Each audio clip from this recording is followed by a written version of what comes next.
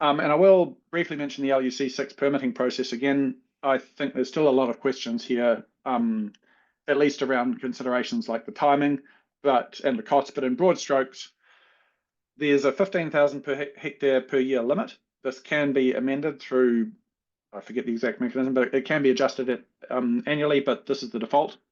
The permits are issued annually. You can and should apply ahead of planting, in our view, or ahead of even committing to plant.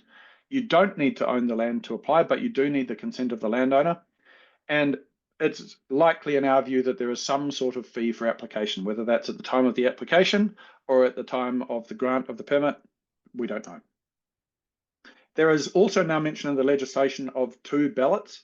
It's not clear to me how those will function and whether there's actually an expectation of 2 distinct points per year where there will be a ballot, or just an allowance for it, or if it's just a legislative mechanism to accommodate the, there's a special process whereby smaller areas get a certain part of the ballot allotted to them in particular, distinct from larger areas. And I don't know if it's just a way to sort of achieve that within the legislation.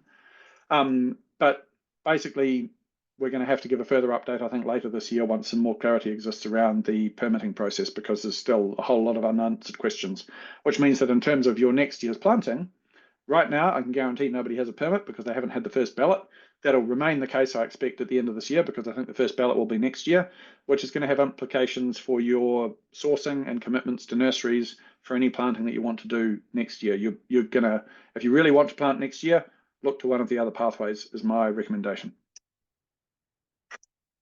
As for the permits themselves, they're randomly allocated to ballot applicants. As I mentioned, there's a ring-fenced allocation for small applications. I'm not sure if it's actually defined what the size small is. It may be something that's also able to be configured. They're non-transferrable. They're valid for support of an application for 3 full years after issuance, and there are some allowances for extension of that on request in the case of circumstances beyond your control that prevented you using it within that period.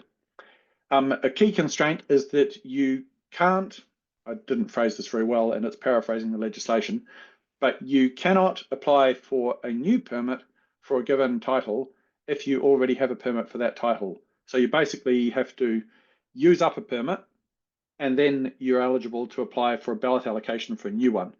Another limitation is that any given permit, you can only use it to support one application for registration once.